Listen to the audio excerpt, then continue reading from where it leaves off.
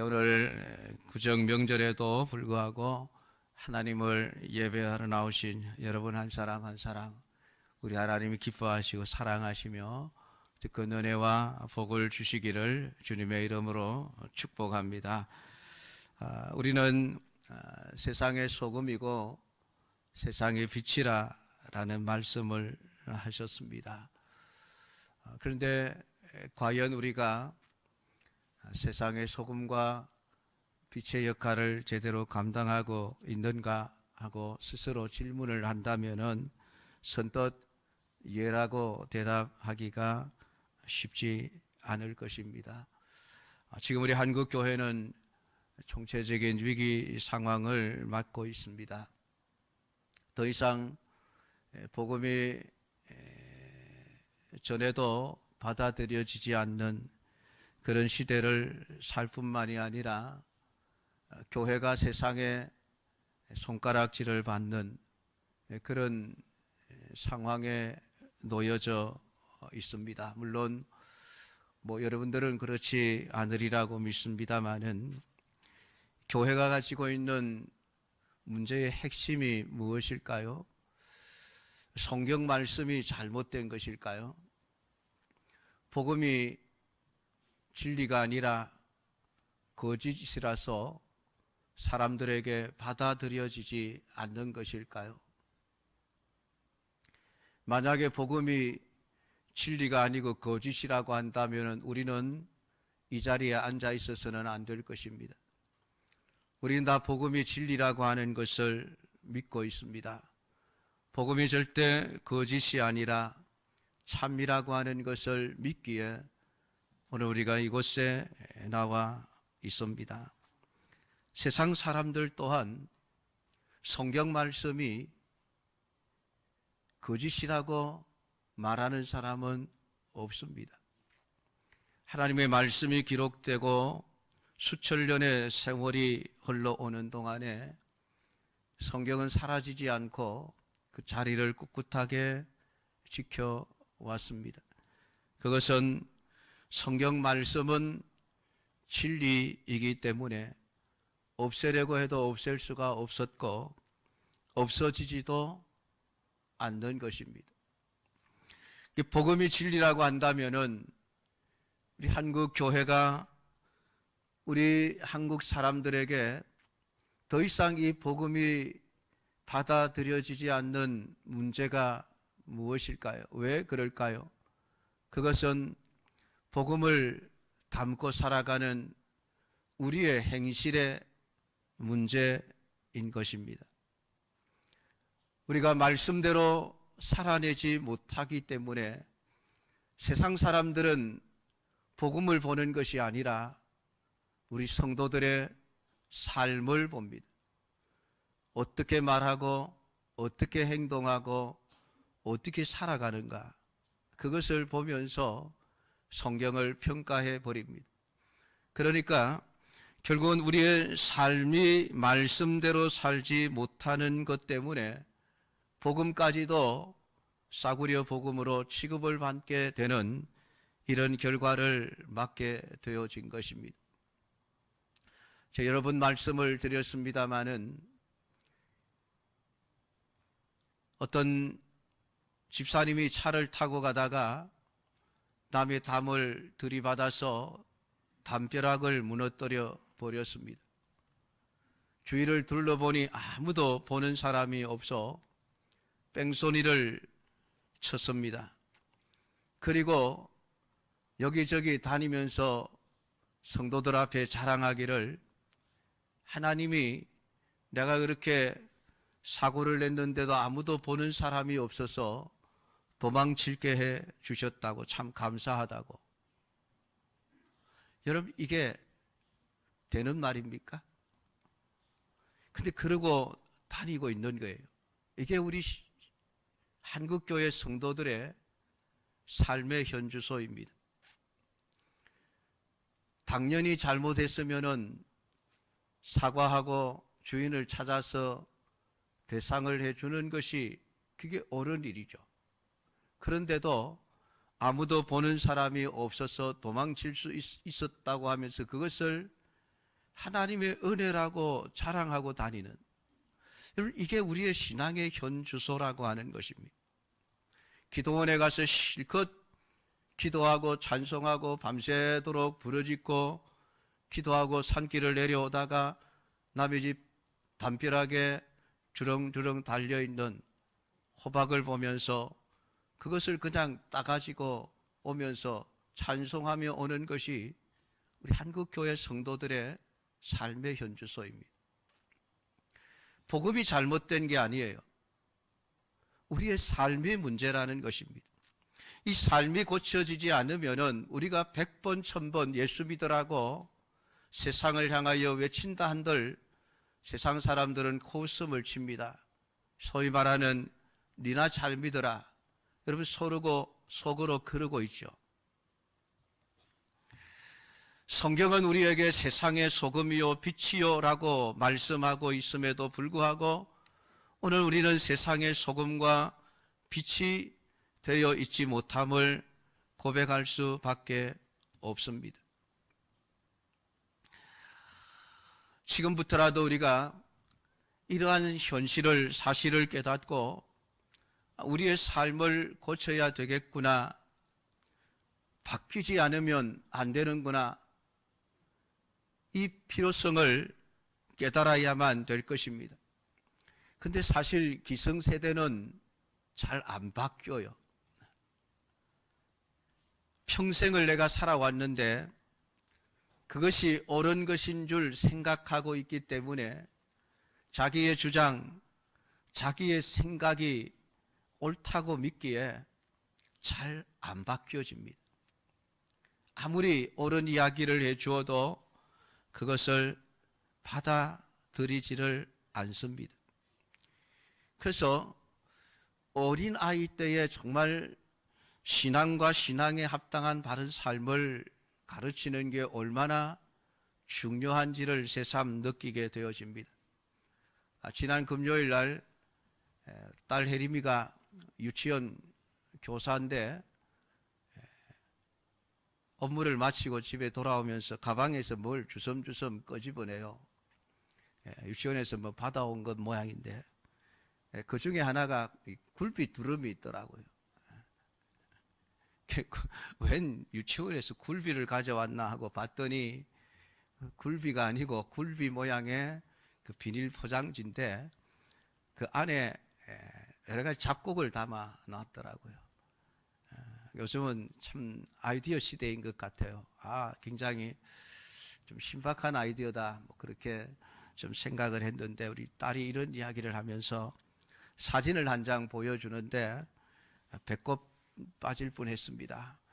어떤 사진이냐면은 한 아이가 집에 거실에다가 그 굴비 두름 그것을 천장에 달아놓고 앞에 밥상을 차려서 밥을 먹고 있는 그런 모습의 사진을 찍어서 선생님께 보낸 거예요. 왜 그랬는지 하니까 우리 딸이 그 애들을 가르치면서 그 굴비 두름을 가지고 이야기를 하면서 옛날 자린고비 얘기를 했나 봐요.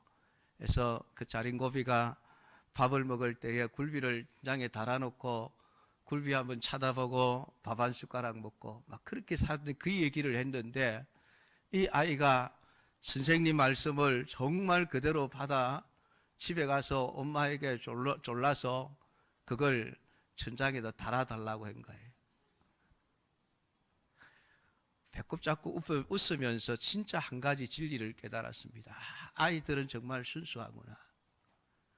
선생님의 말씀이라고 하면은 그게 무조건 받아들이는구나. 우리가 하나님의 말씀 앞에서 좀 그런 태도가 되었으면 좋겠다는 그런 생각을 했습니다.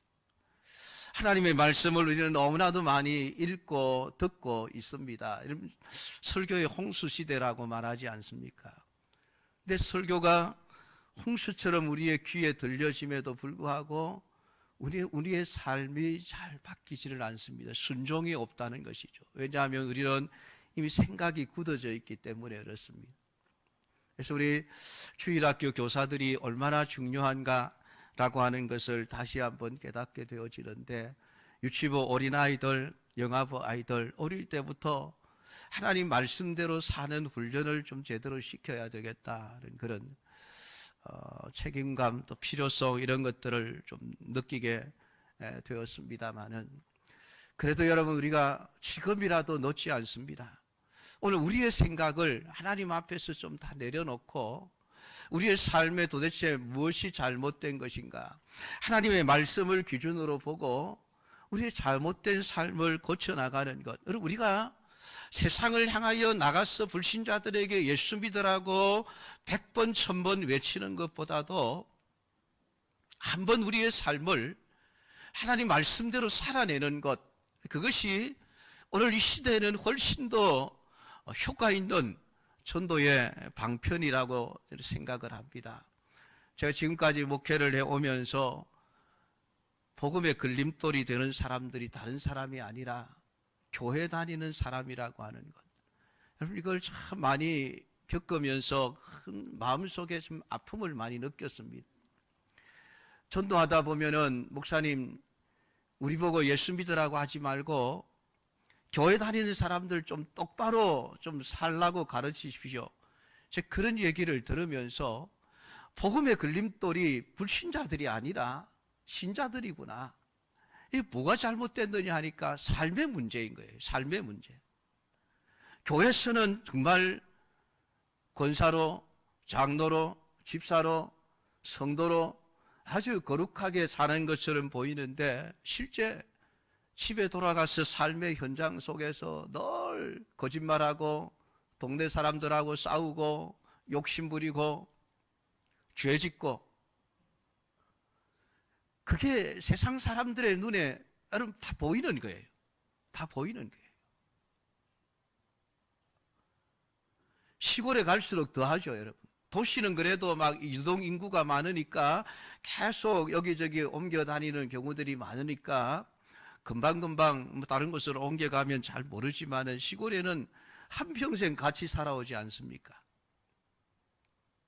살아오면서 집에 숟가락 하나 숫자까지 다 아는 그런 형편이니까 그 사람이 어떻게 사는지를 다 알고 있는 거예요.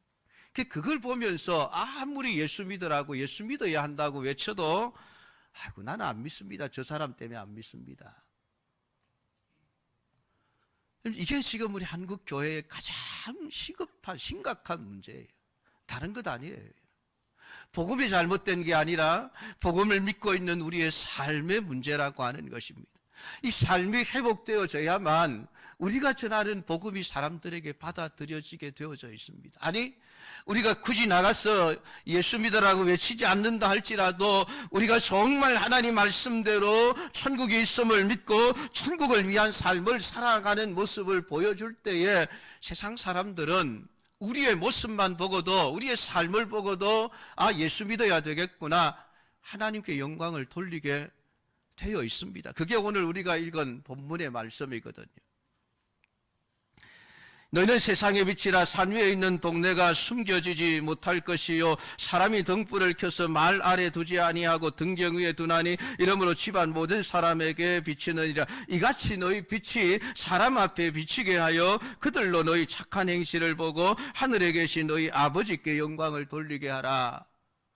우리의 착한 행실을 세상 사람들이 보고 나면 하늘에 계신 하나님께 영광을 돌리게 된다는 거예요.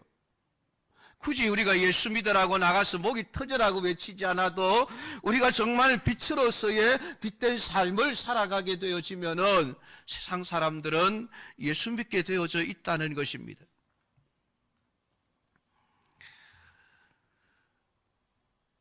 오늘 우리의 삶이 하나님 말씀대로 살고 있는가?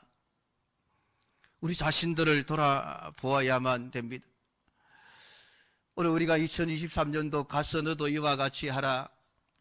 사마리아 사람처럼 환난을 당한 자, 고난을 당한 자, 어려움을 겪는 자들에게 기꺼이 찾아가서 나를 희생해서라도 자비를 베풀어 주므로 참된 이웃이 되는 삶을 살아내자. 오늘 우리 한 해 동안의 우리 신앙생활의 목표로 삼았습니다. 왜 이 신앙생활의 목표로 삼습니까? 그냥 단순히 자비를 베풀기 위한 목적이 아닙니다. 오늘 우리의 삶을 통해서 하나님의 살아계심을 나타내고 하나님의 사랑을 나타내고 그리스도의 십자가의 희생의 정신이 어떠한지를 세상 사람들 앞에 보여줌으로써 여러분, 예수 믿으라고 말 한마디 하지 않더라도 그들이 예수님을 알게 되고 하나님을 알게 되고 믿어야 되겠구나 하는 생각이 들 수밖에 없도록 만들어 가자라고 하는 그런 말씀입니다. 올해 개묘년 토끼해라고 하죠. 그것도 금은 토끼해라고 합니다. 그리스도인들과는 별 상관이 없는 말씀이지만은 제가 그래서 오늘 토끼 얘기를 좀 드리려고 합니다. 여러분, 토끼와 거북이의 경주 이야기를 잘 알고 있습니다.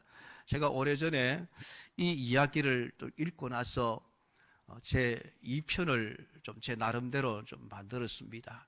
거북이와 토끼 넷의 편입니다. 달리기 경주에서 이긴 거북이가 수많은 관중들의 환호 속에서 1등 금메달을 목에 거는 그 순간에 경기에서 진 토끼는 아무도 관심을 가져주지 않은 채 쓸쓸하게 운동장 뒷문을 나서고 있었습니다. 그때부터 토끼의 삶은 비참해졌습니다.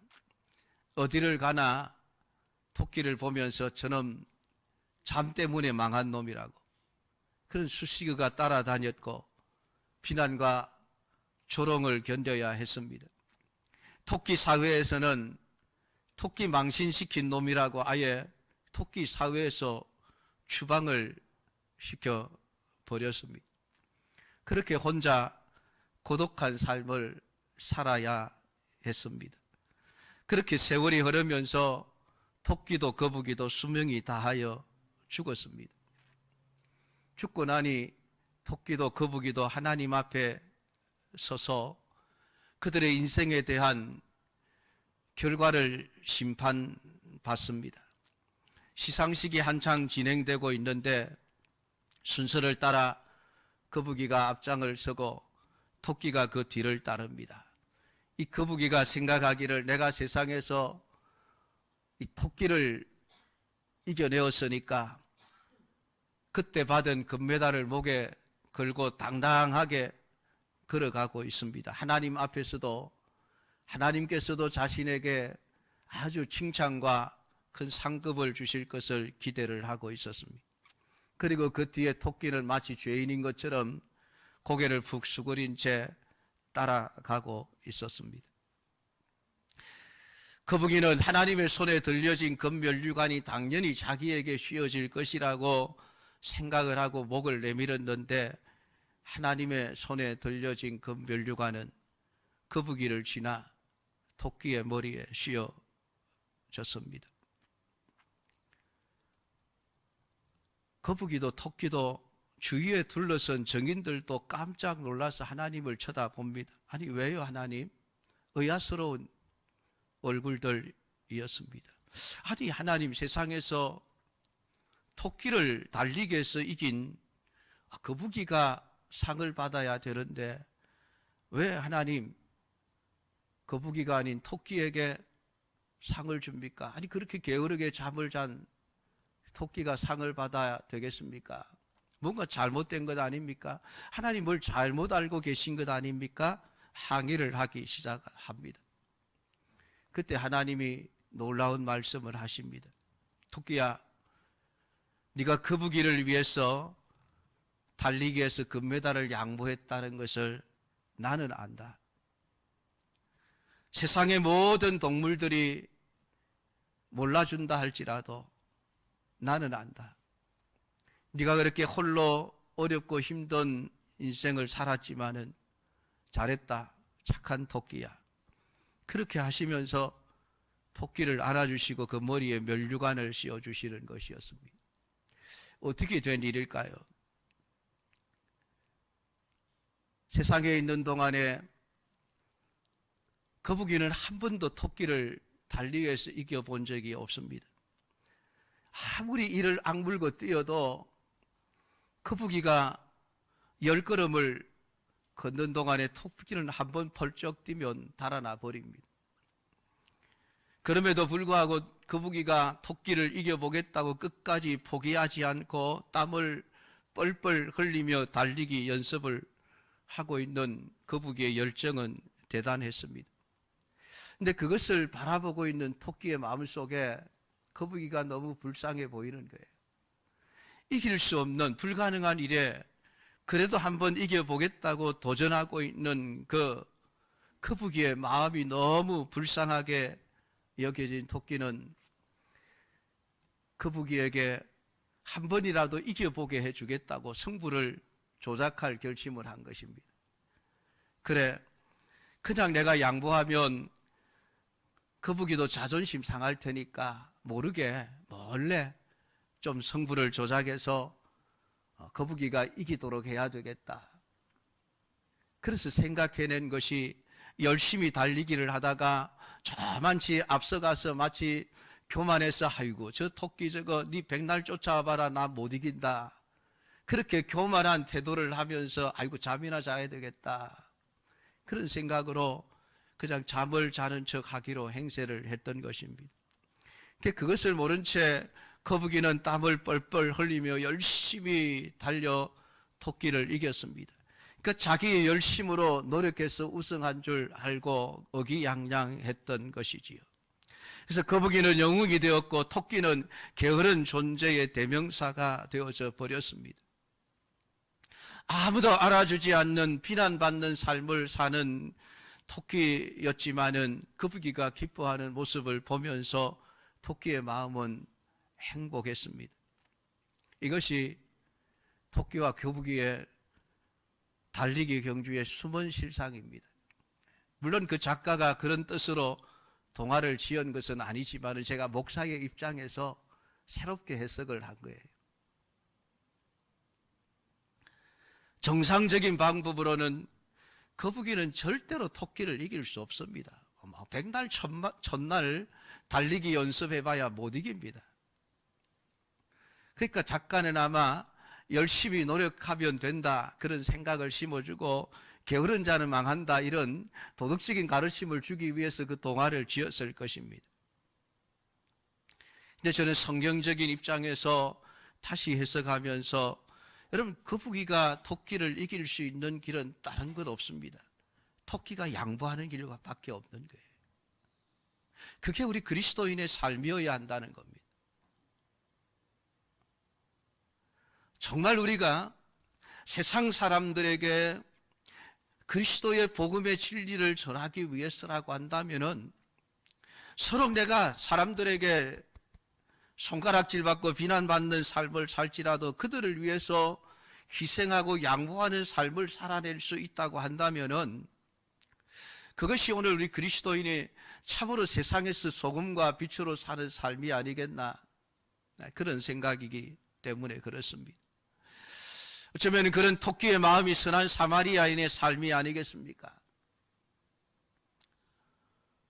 제가 늘 강조를 합니다마는 자동차를 탄 사람과 자전거를 탄 사람이 함께 동행하기 위해서는 다른 길이 없습니다. 내가 좋은 차를 타고 있다고 해서 악셀레라를 밟고 달려가면서 자전거 탄 사람 보고 야 뭐해 안 쫓아오고 뭐해 더 힘을 내 더 페달을 열심히 밟아 죽으라고 땀 뻘뻘 흘리며 페달을 밟아도 자동차 따라갈 수가 없는 거예요. 그러면 자꾸 거리만 멀어지게 되어져 있습니다. 그러면 두 사람이 같이 가려면 어떻게 해야 됩니까? 다른 것 없죠. 자동차 탄 사람이 자동차를 멈추어 서서 자전거를 차에 싣고 자전거 탄 사람 차에 태우고 같이 가는 길밖에 없습니다. 아니면 아예 자동차 버려두고 자기도 그냥 자전거를 타고 가든지 둘 중에 하나밖에 없죠.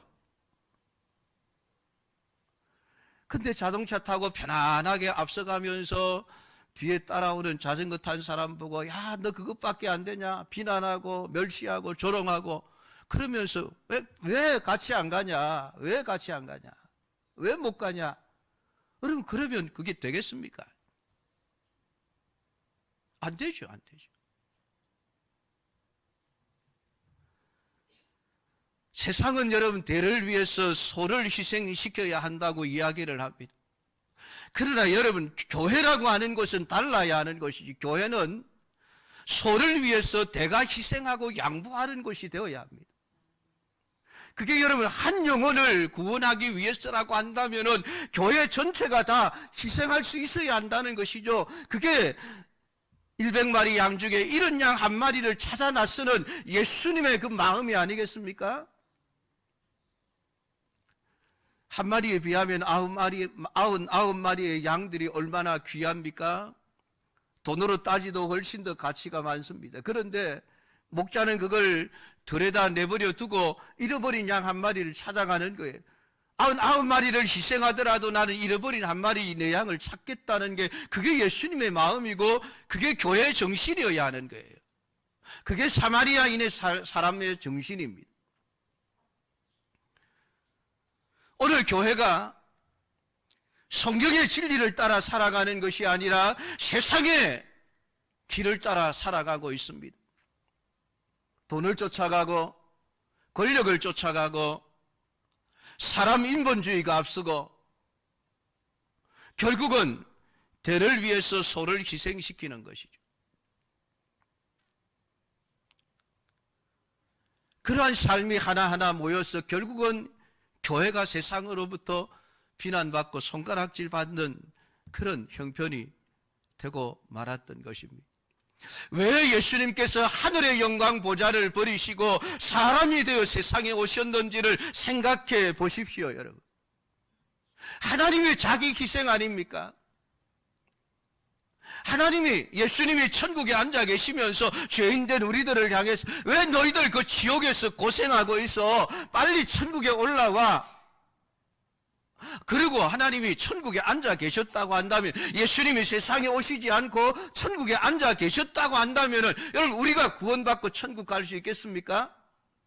못하는 거예요. 안 되는 거예요. 안 되니까 하나님이 직접 내려오시는 것 아닙니까? 내려오셔서 우리를 데리시고 올라가시는 것이죠. 이게 십자가의 정신이고 이게 그리스도인들의 삶의 정신이어야 하는 거예요.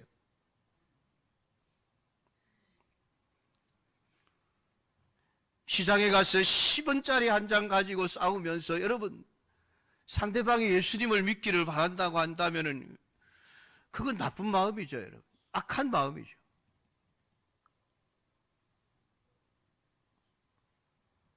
교회는 여러분 자본주의 사상이 지배해서는 안 되는 곳이에요. 교회는 여러분 시합장이 아닙니다. 성도는 경쟁 상대가 아니에요. 제가 늘 말씀을 드립니다마는 교회는 100m 달리기를 하는 곳이 아니에요. 2인 삼각 경기를 하는 곳입니다. 내 혼자 열심히 힘을 내어서 다른 사람이야 쳐지든 말든 달려가서 1등하고 할렐루야 찬송하는 그런 곳이 아니라는 말이죠. 성도들이 함께 다리를 묶고 같이 달려가야 1등을 해도 같이 1등을 해야 되는 것이죠. 팔을 묶고 있는데 넘어지면 여러분 어떻게 합니까? 질질 끌고 가면 되겠습니까? 잠시 멈춰서 이렇게 세워서 여러분 어깨동무를 하고라도 같이 가야 되지요. 여러분 그게 교회입니다. 예수님이 왜 권력자들, 바리새인들, 서기관들, 제사장들, 여러분 그들과 친하게 지냈으면 예수님 얼마나 대우받고 편하게 사셨겠습니까? 근데 예수님 그들과 같이 하시지 않고 기꺼이 세리와 창기들과 죄인들 속으로 내려가셨습니다. 예수님은 가장 낮은 곳까지 자기를 희생해서 내려가심으로 그들을 건져내시는 것이죠.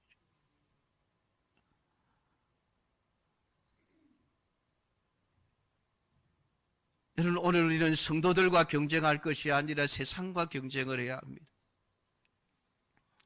어떻게 하면 저들에게 복음을 전할 수 있을까? 다른 것 없어요, 여러분. 옛날에는 그저 예수천당해도 예수님을 믿었지만은 지금은 그런 시대가 아닙니다. 사람들이 다 알아요. 어떻게 사는지 보고 있습니다. 오늘 성경이 말하고 있지 않습니까? 너희는 세상의 빛이라 산 위에 있는 동네가 숨겨지지 못할 것이요. 우리가 빛으로 살면은 세상은 모든 죄와 죄인됨이 드러나게 되어져 있습니다. 근데 우리가 빛을 제대로 비치지 못하니까 세상 사람들이 자신들이 죄인이라고 하는 것을 깨닫지를 못하는 것이죠. 사람이 등불을 켜서 말 아래 두지 아니하고 등경 위에 두나니 이러므로 집안 모든 사람에게 비치느니라. 여러분, 하나님은 우리를 빛이라고 말씀합니다. 빛이 되라고 말씀하시는 게 아니에요.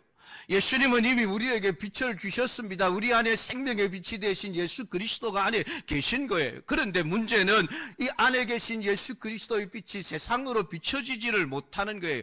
뭐가 막고 있습니까? 우리의 나쁜 행실이, 말씀대로 순종하지 못하는 우리의 삶이 우리 안에 있는 예수님의 빛을 차단시켜버리고 있는 거예요. 세상 사람들은 우리를 통해서 예수님을 보는 게 아니라 우리의 나쁜 행실을 보는 거예요.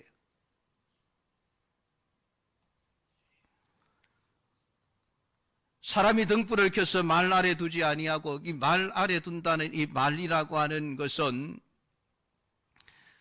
동물의 말을 가리키는 것이 아닙니다. 히브리어 모디온이라는데 흙으로 만든 약 한 9리터 정도 들어가는 곡식을 담는 통입니다. 약 한 말 정도 들어가는 큰 통이에요. 당시 유대인들은 성냥이나 라이터들이 없었기 때문에 등잔불에 한 번 불을 붙이는 것이 굉장히 어려웠습니다. 그리고 잠시 집을 떠날 때에는 이 등잔불을 그 큰 말통으로 덮어놓고 나갑니다. 왜냐하면 바람이 불거나 혹은 동물들이 지나다니다가 꺼뜨려 버리지 못하도록 하기 위해서 그 불을 덮어놓고 나가는 거예요. 근데 이 말이 흙으로 만든 것이니까 덮어버리면은 그 안에 등잔 불빛이 아무리 밝아도 밖으로 빛이 새어나오지를 못하는 거예요. 근데 밖에 나가서 볼일 보고 들어오면 가장 먼저 하는 일이 등잔을 덮고 있는 말을 벗겨내는 일입니다. 벗겨내는 순간에 온 집안이 환하게 다 비춰지죠. 밝아집니다. 지금 그 얘기를 성경이 우리에게 하고 있는 것입니다. 오늘 우리가 그리스도인들이 세상의 빛인데 왜 우리가 세상에 빛을 비치지 못하는가? 우리의 악한 행실들이 우리를 덮어버리고 있기 때문에 그렇습니다. 겉으로 드러나는 것은 우리 안에 있는 생명의 빛이 되신 예수님이 아니라 우리의 모든 행실이 세상 사람들에게 드러나니까 사람들은 그것밖에 못 보는 거예요. 그러니까 니나 잘 믿어라라는 얘기를 듣게 되어지죠. 문제는 우리의 행실의 문제라는 것입니다. 그래서 너희 빛이 사람 앞에 비치게 해라 하는 말은 말통을 벗겨버리라는 얘기죠. 우리의 잘못된 행실들을 고치라는 얘기입니다. 그래서 그들로 너희 착한 행실을 보고 세상 사람들이 우리로 하여금 우리가 말씀대로 살아가는 그러한 삶을 보고 하늘에 계신 하나님께 영광을 돌리게 하라. 다른 것 아니에요. 전도가 뭐 다른 거 있습니까? 예수 믿으라고 하지 않아도 우리의 착한 행실을 보고 그들이 하나님께 영광을 돌리게 된다.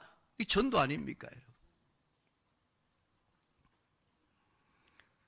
성경은 우리가 너희의 유혹의 욕심을 따라 썩어 자란 구섬을 쫓는 옛사람을 벗어버리라 라는 이야기를 하고 있습니다.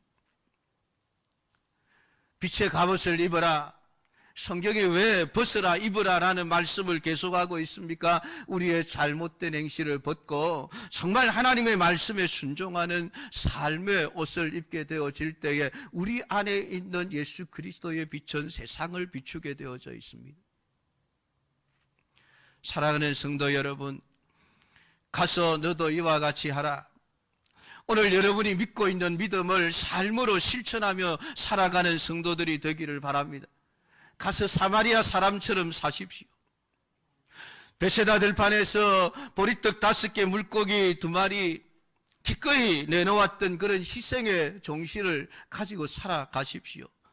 작다고 적다고 내가 가진 것 없는데 그런 소리 하지 마십시오.